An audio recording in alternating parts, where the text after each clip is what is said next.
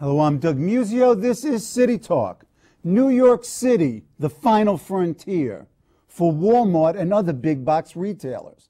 But as the New York Times headlined, foes dig in as Wal-Mart aims for the city.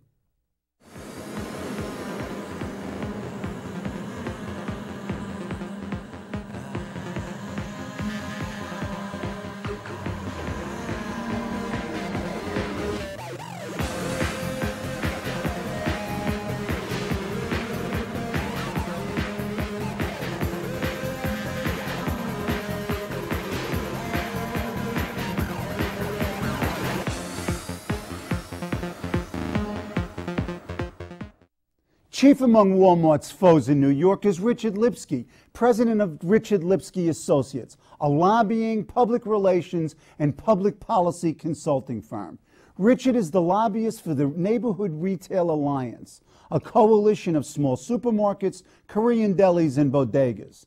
The media have called him the superstore slayer, retail insurgent, and warrior for bodega owners. Welcome, Richard. Nice to be here, Doug. Pleasure. Over the last year, you've defeated Costco's, BJ's, and most notably, a Walmart in Rego Park, Queens. Take my assumption this is a losing proposition. But you're the giant killer. Why are you the giant killer? Well, why is it a losing proposition? Why is it a losing proposition? Go ahead. Okay, we're starting the argument already. Well, right when we're winning, you're telling me it's a losing proposition. Okay, talk about the killing of the giant. Well, I mean, I think it's always, I mean, there's a lot of arguments that I call really theoretical arguments. They're not theoretical, but they involve what is Walmart's role in the economy? What are their labor policies like? What is their effect called Walmartization by the New York Times on the entire retail economy? All those things are important arguments, but, you know, in New York City, the real argument is about, as we know in real estate, location.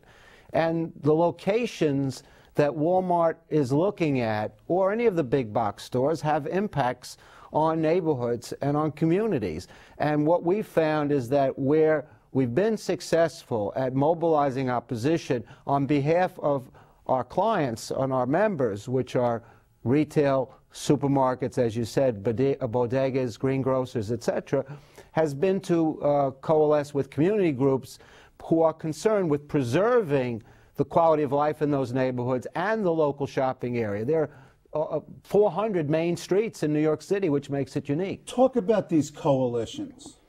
Who are these people, and how do you, Richard Lipsky, put these folks together, and what do you do as a lobbyist? Well, it's a grassroots lobbying, which is identifying the community leaders in a neighborhood, talking to them about what the issues are that affect them, and then trying to work to create a common agenda with the business, with the small business community in their neighborhoods, to create a common front against shopping center development, or Walmart or Costco or what have you. What are the objections? I mean, I go to Walmart, I go to Costco. I mean, it can make you crazy, but it's cheap. It saves consumers tens of billions of dollars a year. What's the problem? Well, I mean, let's take the site that Walmart is looking at out in the South Shore of Staten Island. Now, everyone assumed that was the Staten Island is the red state among us, that it's more Republican-oriented. It's initially the councilman was in favor of Walmart. Andy Lanza, and James Molinaro, the borough president, was gung-ho as well. Well, 2 weeks ago, we put together a meeting after our organizing effort, a community forum at the CYO on Highland Boulevard in Tottenville, and it was, if you remember, that Wednesday was incredible driving rainstorm. Mm-hmm. As we were driving out to the event, my son, who did most of the organizing work, said, you know, we're going to have to reschedule. No one's showing up. And over 100 people came. The place was packed, and there was not a pro-Walmart sentiment in the room. And these were all, I would say, people who voted for Mike Bloomberg, voted for Rudy Giuliani, etc. What energizes these various constituencies? Well, it goes other than self-interest. You know, the first thing I was involved with was we killed a shopping center on Zariga Avenue in the Bronx, in the Morris Park Zariga section. And the great Artie Felice, who was my my community mentor stood up at the Zariga Association and he told his people, he says, if you want a bargain, you get in your car and you drive to the bargain. You never put the bargain in your own neighborhood. And it's the sense of there is a certain tranquility, middle class, working class, homeowner neighborhoods. Their shopping strip is vital to their viability. They know the store owners. It is anachronistic in some ways, but it's real. And these folks, and that's why if you look at the city council, you have Dennis Gallagher from Middle Village, one of the most conservative members in the council, who is anti-Walmart. For that reason, he wants to preserve his neighborhood shopping and his neighborhood quality of life. Now, one of the things that I've noticed since I got deeply involved in reading the studies behind the claims, and there is not a lot of what we might call dispositive study out there. So these claims on the impact of Walmart on particular areas, on the retail prices, on wages. I mean, they're either contradictory or they're based on either small samples or unique situations. I'm not very comfortable with your side of the argument or the other side of the argument. More comfortable with yours, in fact, but a lot of unknowns here. Yeah, I think it's too fluid to really, you know, to come up with. It's, you know, the work we do is after, what's the Isle of Minerva or something? Right. I'm trying to get, after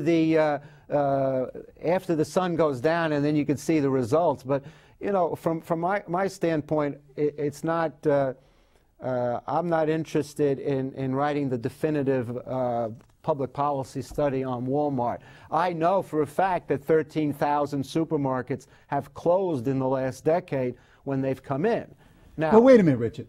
I've read one of those studies. It was meant to be a critique of Walmart, where it said when it came in, it drove the prices 5% lower than the other markets had or planned, and that was seen to be a negative. But I'm sitting there as a consumer and saying, wow, competition works. They came in, drove down the prices. I don't care in the short term about the profitability margin of that firm. I'm getting my eggs cheaper. Well, you know, I think if you look at where probably the best place to shop is where Walmart is coming in and looking to create market share. Try coming back in 5 years after those other stores are out. Check the pricing in Walmart there and perhaps in another location 50 miles away where they're trying to, again, enter that marketplace. So you're saying they actually bust. They underprice, drive out. It's ruthless capitalism. Well, you can't blame them. Come on, is this not capitalism? Well, listen, we in the Neighborhood Retail Alliance effort against Walmart, we make the conservative case against Walmart, and it is disruptive. It does... disruptive of what? It disrupts existing retail businesses. And you're saying that's necessarily bad. Well, I mean, from the standpoint of the communities that we ally ourselves with, it is bad. It is bad. So I'm not making a global case against Walmart. I think there are some good global cases against Walmart. But in terms of 150,000 cars that it generates to a site in New York City has a certain impact that is not,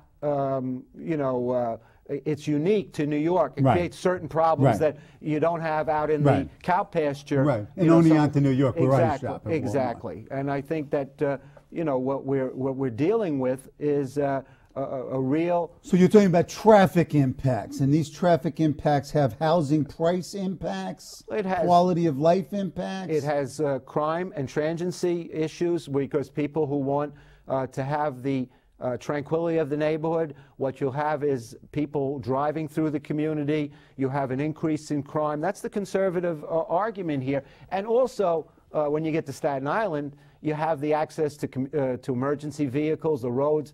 I mean, the two councilmen have called for a Marshall Plan to try to improve the traffic roadbed infrastructure on Staten Island.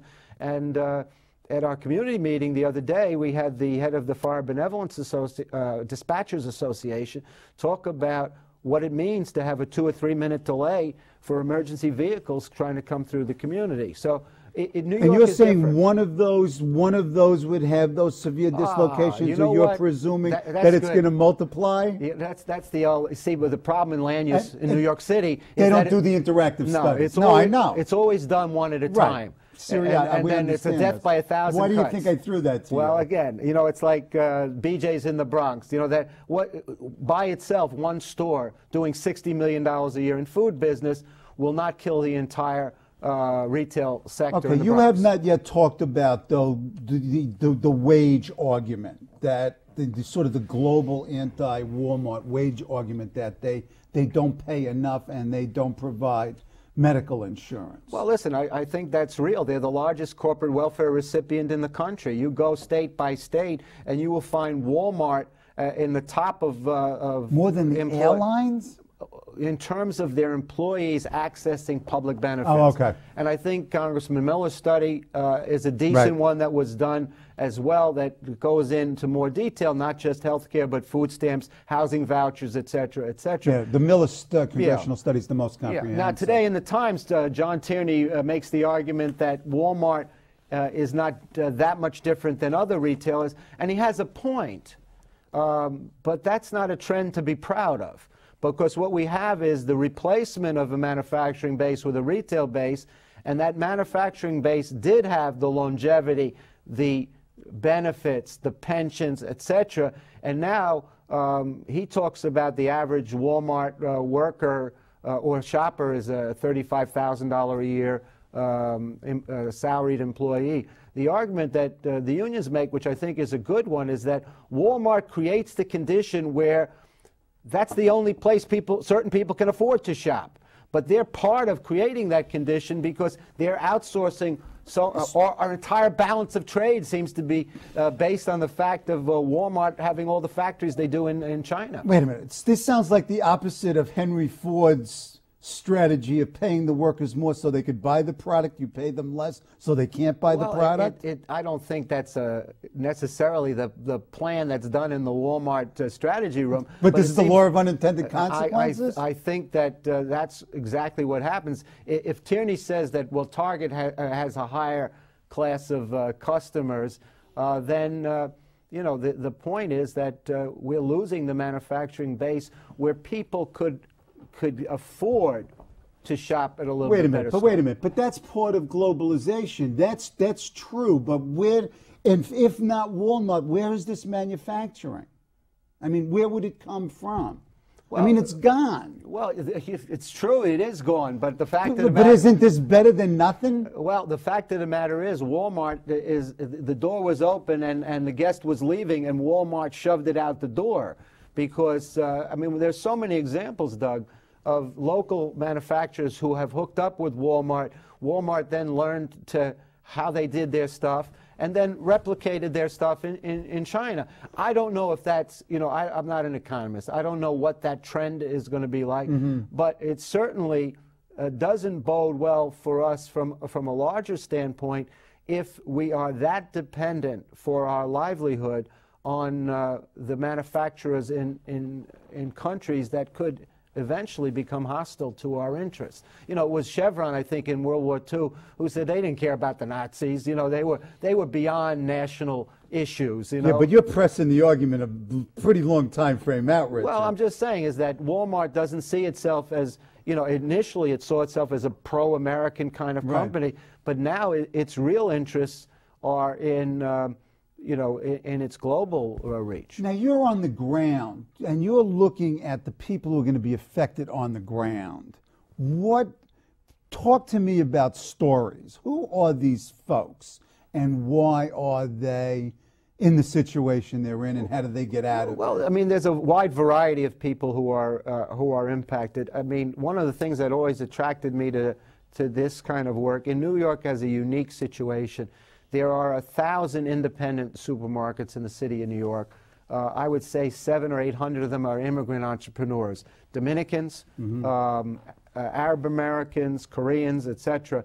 This is a real success story. In the 70s, we hit the skids and the urban disorders, and all the major retail chains left. In its place, a lot of these retailers came in. The old A&P or Walbaum's was taken over by an Al Rodriguez or a Luis Corona. Right, or a Lou Garibaldi taken over by a different type of entrepreneur. Exactly. And you know what? What has Korean deli, first Korean deli on Jamaica Avenue in Queens, knocked our socks off. Koreans invented a whole new genre Absolutely. Of eating lunch. It's a salad bar. It's exactly. Truly that, the shower, wheel, and fire, the Korean deli. That's the next one. And to me, you know, that was the idea, and we got involved when fighting the Pathmark in East Harlem in the mid-90s on this. What really got us was the denigration that we got from the elites, the Ford Foundation, Lisk, all these folks who were trying to bring retailing back to the inner city,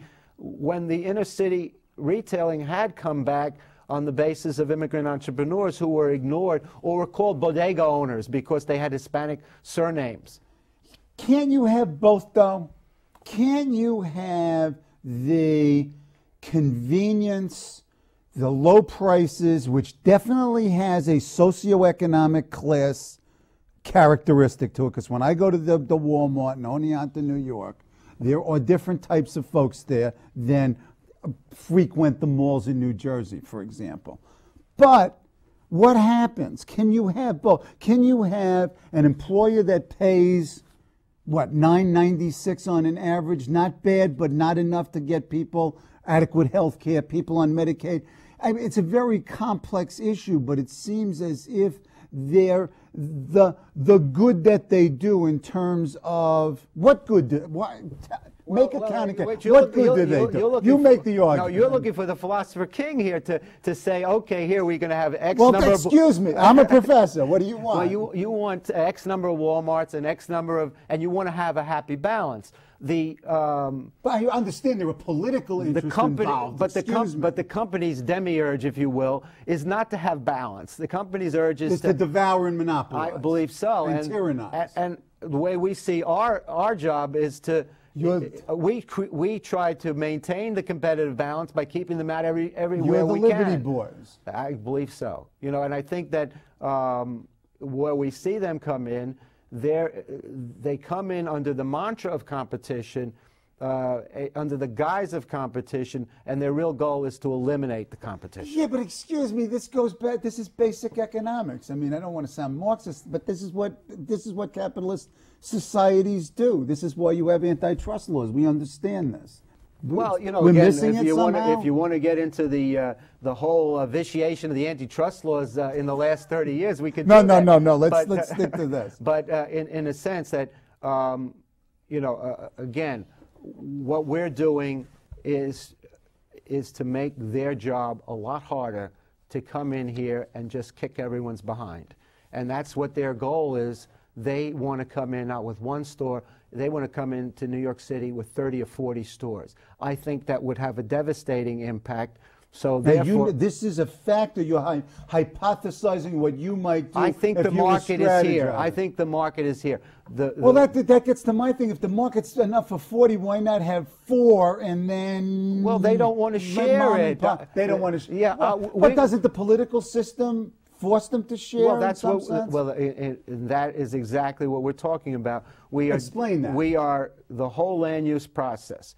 There is no Walmart store that there are very few locations, let's put it that way, that they can come in what is known in the parlance as of right. Go ahead. Explain. They have to go through the land use review process, which then gives communities the right. And then this was what Giuliani wanted to eliminate in the mid-90s, which really got our start on the whole land use fight, which we defeated.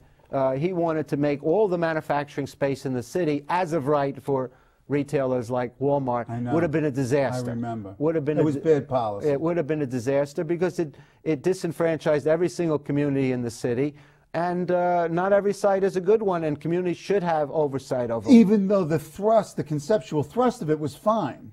Well, deregulation. Right. You know, that's the conceptual thrust. Okay, go ahead. So, but the idea there was that communities didn't have the right, that the mayor's office, and this was Giuliani's, of course, style, inimitable style. Yes, it was, that he would make those decisions. And the irony, of course, is that in the decade of the 90s, when Giuliani was in office, we had more box stores and shopping centers killed because of Rudy Giuliani, because they were precisely in those locations where his strongest electoral support were. The more who would be most seriously impacted? Who were concerned with the another conservative case of the laws of perverse consequences. Well, exactly operating right. again. That's right. Go ahead, continue. Yeah, I mean, look, we were involved in killing a big shopping center in Bay Ridge. Marty Golden became the councilman as a Republican conservative on the opposition to that store, and Giuliani jumped on board.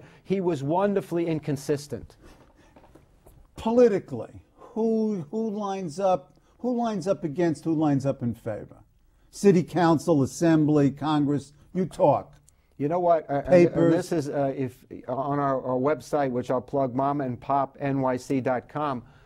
We go through a whole series of game theories on this. My sense is where Walmart will make its strongest fight will be in a poorer community, where similar to what IKEA did in Red Hook. Make the argument. They'll make the argument based on economic development, on the jobs that are available, on the fact that there is such a high level of unemployment and lack of skills.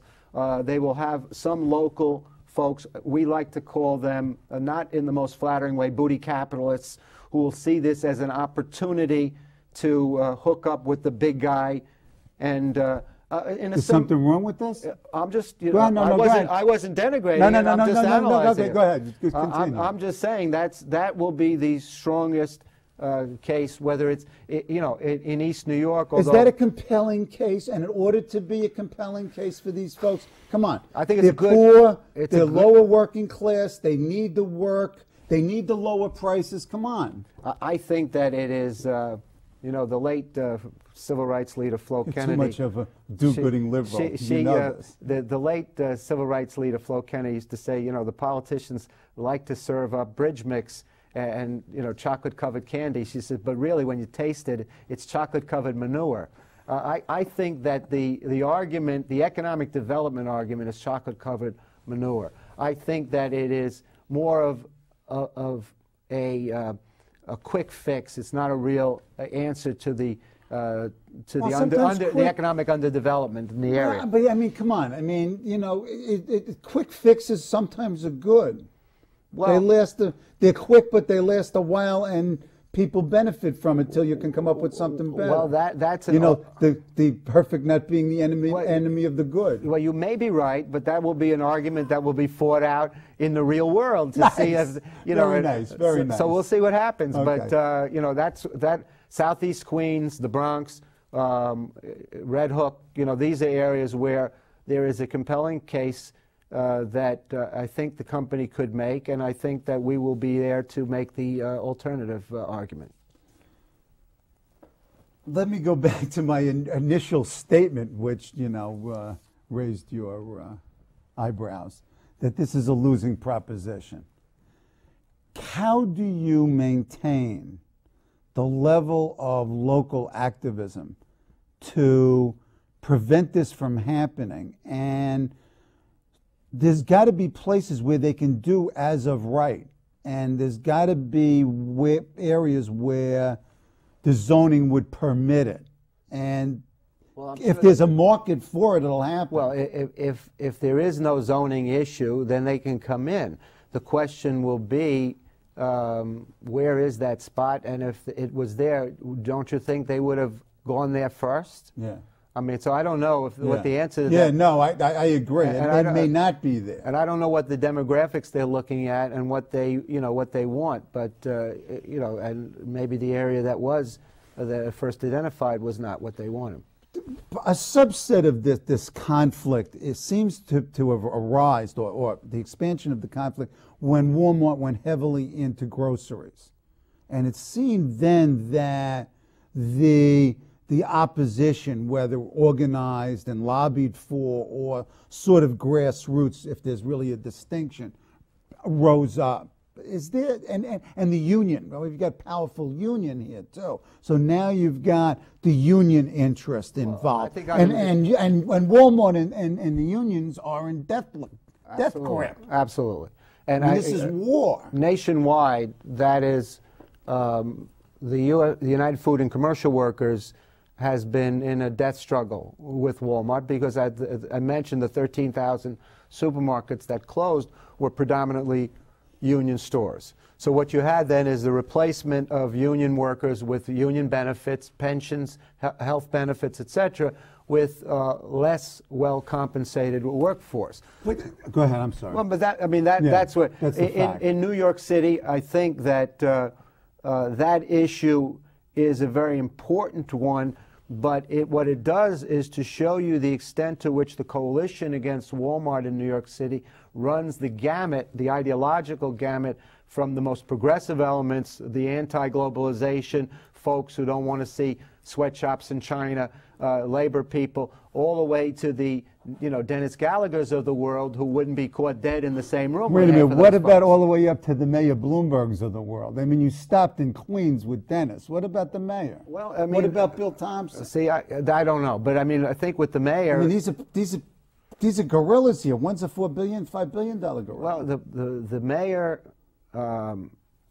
has supported Walmart, at least rhetorically. But there are a lot of people who have supported the company rhetorically, but that doesn't translate into a successful site fight. Okay. So now, what does the mayor do when Councilman Lanza comes out against it on the South Shore, and the entire Tottenville, Pleasant Plains, Charleston community comes out against it? But he just got a mandate. He's term limited. He can do whatever he wants. But land use ends up in the city council. Okay. And that no matter what the mayor wants or doesn't want here, he's got to run that gauntlet, and he can't argue this is a kind of a left-wing anti-development conspiracy. Right. It's too broad-based for that, and just as what happened with BJ's in February, and then Walmart quickly after that in Rego Park, that's where the land use decision-making will be made. Whether the mayor takes a pro or anti-position is irrelevant as far as that's concerned.